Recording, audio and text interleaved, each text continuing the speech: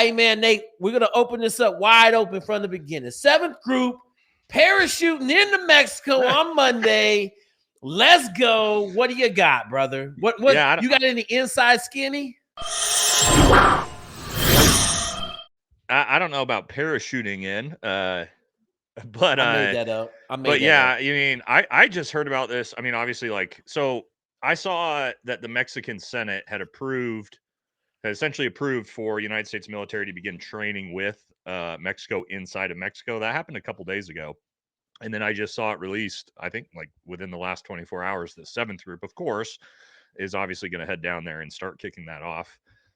Made a video on it. It's up right now. I just put out like 3 hours ago talking about not super in detail about it, but just essentially why 7th group would be the unit that's going to be the first ones in there. A lot of people don't really understand how Green Berets operate, right? And if we're like, you think about Afghanistan, who was the first people there other than the CIA, right? You had the 2 Special Forces ODAs, Triple Nickel and 575, that went in and prepped the battle space, prepped the landscape for follow-on soft units, follow-on conventional units. That's kind of what we do. So it shouldn't be surprising to anyone that understands how this works.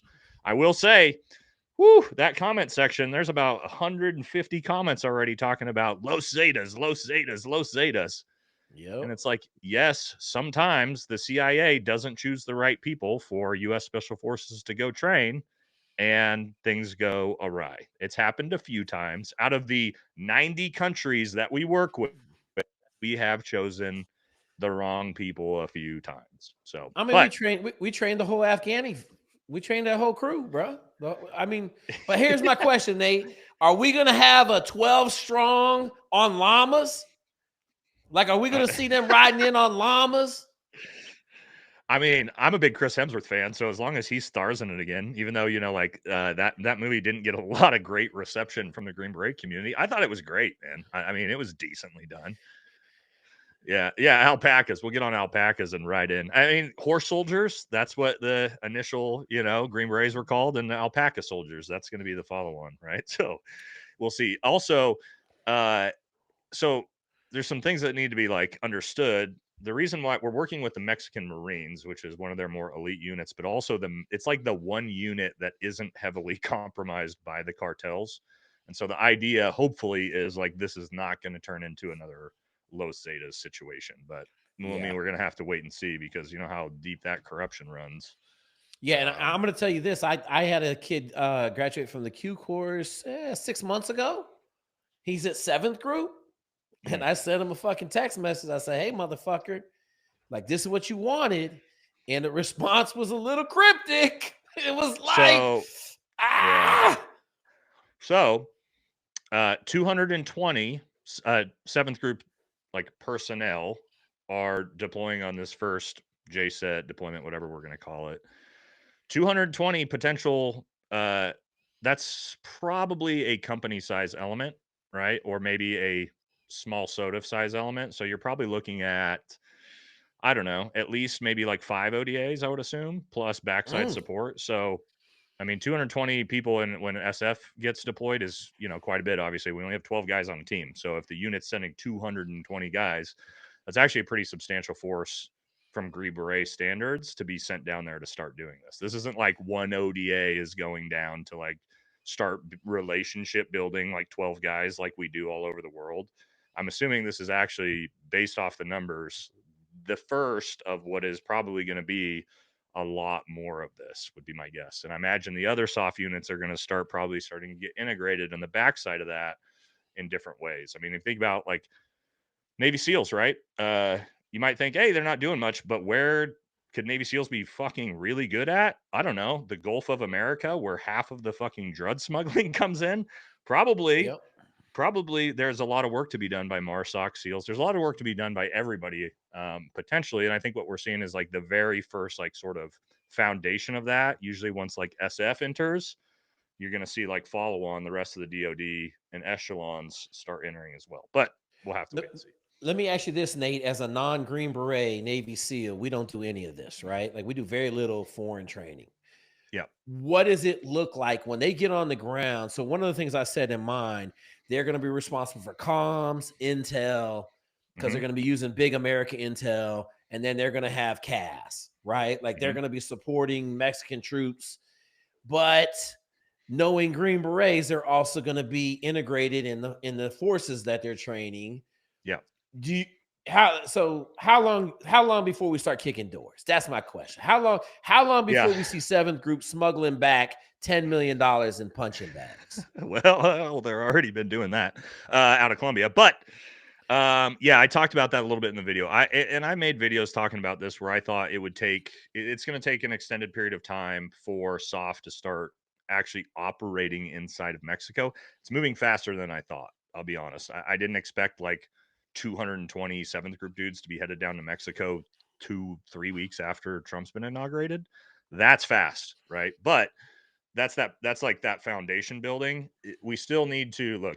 The mission is train, advise, assist. Okay, so we're going to do the training portion, we're going to do the advising portion, make sure that whoever we're working out with, Mexican Marines, are completely spun up, trained, and like actually ready to action targets. We need that intel apparatus to be strong, right? And like you said, like CIA, SF, all the big intel apparatuses, or TFO, everybody's going to be down there and they're going to start doing stuff. Once we have the confidence in the units that we're training, because again, only 12 Green Berets are going to hit these missions with potentially 50 to 70 Mexican Marines, right? We're not going out if you don't know what the fuck you're doing. That's the reality. Once they do, Yep. we think the intel's good. You could potentially see seventh group ODAs start hitting targets in, I don't know, probably the next 6 months, I would guess, which is faster than I expected, but Mm, I think it's a reality. Because again, mm. we're not sending that many Green Berets down there if we don't have serious intent to train their forces. And then again, that last piece of the Green Beret mission set is assist. Assist means I go out there right next to you and you're in your Mexican military uniform and I potentially take rounds right next to you, buddy. Right. So that's how we operate. And yeah, I think you potentially see it in the next 3 to 6 months, depending on how fast. I think the intel apparatus is the biggest piece here. Of like, we got to know who we're dealing with, where they're at, like where are these like crime syndicates, where are the big drug labs? Like we got to know all that before we can action targets. I don't know enough about the intel apparatus in Mexico to know how soon that is. But I think once that's shored up and then we feel like our units are trained good enough, I think you'll probably start us seeing us doing a little partnered, which is like crazy because you think about it, that's like we might be back in real combat for SF. And like Oh yeah. 2 years after Afghanistan fell, everybody thought like the war's over, there's no more combat, and all of a sudden we have 227th group dudes like deploying into Mexico to assist with the cartels. Woo! It's getting spicy. Hey, I said it, man. I hate to say this, but that first American casualty, Yeah, bruh, yeah. America's gonna blow its top, man. I've Like been they, thinking about that a lot. Yeah, I because it's put it at the coming. end. I put it at the end of my video. I said bullets going both ways. Someone's gonna get hit, and I Hmm. said that first American casualty in this little fight, Yeah. America is gonna lose its crap. They are going to lose. They're gonna be like, fire up the war machine, go down there and wipe Mexico off the face of the earth. They done killed the Green Beret. Yeah, I You think. know? Well, it's interesting. I don't know if it. I don't know if it'll happen with soft soldiers because again, I've watched this play out for 20 years. Like, remember when boots on the ground, like Navy SEAL and Green Beret, boots on the ground don't count as boots. Remember when Obama did that Yeah. whole thing? Yep. The Niger raid, right? 3 Green Yep. Berets killed. Nobody in the media cared, but the one support private that was killed, he got all the attention. So America has this weird, and you guys know how it is, this weird like uh sort of understanding that like a soft soldier is just doing his job. If he's killed in the line of duty, 30-year-old Green Beret, it's one thing. When a 19-year-old Marine who's just sitting on the border takes a spare round in the side of the head and is killed on the southern border, I think that is where you're going to see like, oh shit, fucking get the A-10s out, get the fucking full Yeah. brunt of the infantry, and let's clear like 20 miles of white space into the southern border. I'm a little bit Yeah. more worried about that than I am, a CAG dude or an SF dude going down on like a point target raid. I mean, that's kind of like it's sucks to say, but it is like the levels of professionalism in the units, right? It's kind of like, oh, the guy was just, that's part of the job. So we'll see. The other part of it that I think is going to happen, I think we're about to see all hell break loose in Mexico. Like the fact Oh that yeah. Congress voted to allow the Americans in. Like I just think hmm they're going to do one of two things. They're going to go to ground, which we just spent 20 years learning how to find one person in the world, and we're really good at it now. Yep. Or they're going to go the opposite way and say, hey man, let's just start taking congressmen out. Like let's Yep. let the bloodbath. Because I made this analogy. Okay, Yep. people want to talk about how savage that part of the world is. Let's go back to the mid 1500s and look at the Aztec culture. They were Yeah. sacrificing 50,000 people a day. Okay, they not worried about the collateral damage is not one of the things they worry about. So, And I get this comment all the time, like, oh well, Green Berets couldn't even beat the Taliban in Afghanistan. It's like, first of all, let's clear some things up. We slaughtered the shit out of the Taliban. That was a political decision to bounce on that. By 2019, the Taliban was done. They were hiding in caves. They had control of nothing, right? Because US Special Forces kicked their dicks in so hard that they would no longer fight. We decided politically, here, you can have it all back. So understand when people are like, you couldn't even beat the Taliban. How are you going to beat the cartels?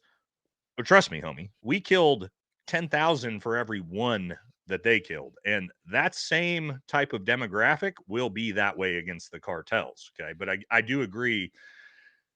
And I said this in Chris Cappy's video on Tastic Purpose. I talked to him 2-3 weeks ago when he did his big video on that. And that was my biggest thing. I'm like, once this fucking, all the drug money starts getting cut off, the border gets closed, the cartels start getting fucked with, I think you're going to start seeing real violence, man. And like Sicario, right? They're going to start cutting yeah, the heads off politicians and their families and their kids. Like they're not going to just go, oh, well, we give up.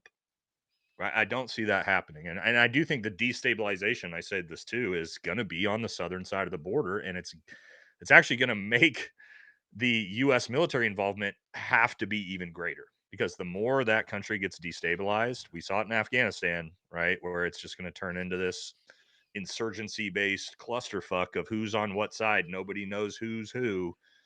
The cartel's so deeply integrated into politics, government, businesses, the economy, like everywhere. Whew, I mean, it's a go tough ahead. gig. If you enjoy this clip and want to watch the full episode, please click on the pinned comment below.